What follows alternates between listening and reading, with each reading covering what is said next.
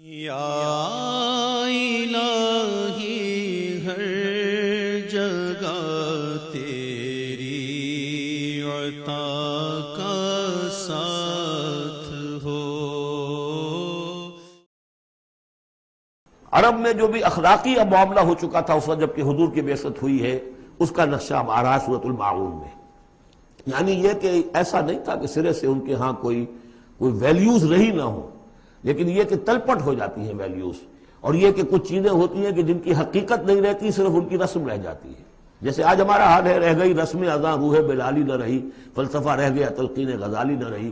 تو ان کے ہاں بھی یہ آ چکا تھا کہ اب وہ چونکہ جزا و سزا کے تصور سے محروم ہو چکے تھے، لہذا ارأیت الذی یکذب بالدین، کیا تم نے دیکھا اس شخص کو جو جزا و سزا کا انکاری ہے؟ کوئی جزا سزا نہیں، کوئی باعث بعد الموت نہیں، ان ہی الا حیاتنا الدنیا نموت و نحیا وما یہلکنا الا الدار۔ اس دنیا کی زندگی کے سوا کوئی زندگی نہیں، ہم خود مرتے ہیں خود جیتے ہیں، اور ہلاک کرنے والی شے گردش افلاک کے سوا اور کوئی نہیں، ہم کوئی خدا کو نہیں مانتے۔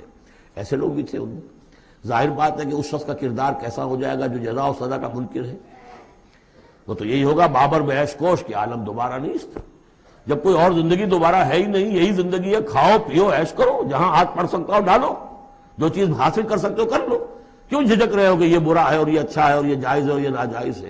پھر تو طریقہ یہی ہوگا۔ تو وہ کردار کیا بنتا ہے اگر جزا و سزا کا انکاری ہوگا انسان، تو کردار کیا بنے گا؟ فَذَلِكَ الَّذِي يَدُعُّ الْيَتِيمَ، وہی ہے کہ جو یتیم کو دھکے دیتا ہے۔ کیوں کھلائے یتیم کو؟ کون سا فائدہ ہے اسے سے؟ وَلَا يَحُضُّ عَلَىٰ طَعَامِ الْمِسْكِينِ، اور کسی مسکین کو کھانا کھلانا خود تو درکنار، کسی اور کو بھی اس کے لیے کوئی تلقین کرنے کو تیار نہیں، اس لیے کہ اندیشہ یہ ہے کہ میں اسے تلقین کروں گا تو پلٹ کر مجھ سے نہ کہے کہ تم کیوں نہیں کھلاتے۔ فَوَيْلٌ لِّلْمُصَلِّينَ، ان کے ہاں نماز تو ہے، نماز کا حلیہ انہوں نے بگاڑ دیا ہے۔ وہ سورہ انفال میں ہم پڑھ چکے ہیں، سیٹیاں بجاتے تھے، تالیاں بجاتے تھے، لیکن وہ نماز سمجھتے تھے اسے۔ وہ طواف کرتے تھے خانہ کعبہ کا، اور اس میں سب سے اونچا طواف سمجھتے تھے اس کو کہ مادر ذات برہنہ ہو کر طواف کیا جائے۔ یہ سارے تکلفات ختم کر کے، اور بالکل جیسے دنیا میں آئے تھے، اللہ نے جب ہمیں بھیجا تھا تو اللہ کے گھر میں آئیں تو اسی طریقے سے آئیں جیسا کہ اللہ نے دنیا میں ہمیں بھیجا۔ اب ان کے یہ تصورات تھے۔ فَوَيْلٌ لِّلْمُصَلِّينَ الَّذِينَ هُمْ عَنْ صَلَاتِهِمْ سَاهُونَ، تو تباہی ہے، ہلاکت ہے، بربادی ہے ان نماز پڑھنے والوں کے لیے جو اپنی نمازوں سے غافل ہیں۔ اس کی روح ختم ہو چکی ہے، شکلیں بھی بدل دی گئی ہیں۔ ہمارے ہاں اللہ کا شکل ہے، اس امت میں شکل نہیں بدلی ہے۔ صلو کما رأیتمونی اصلی، اللہ کا فضل ہے، اس طرح کی بدعات وہاں ہمارے ہاں نہیں ہے۔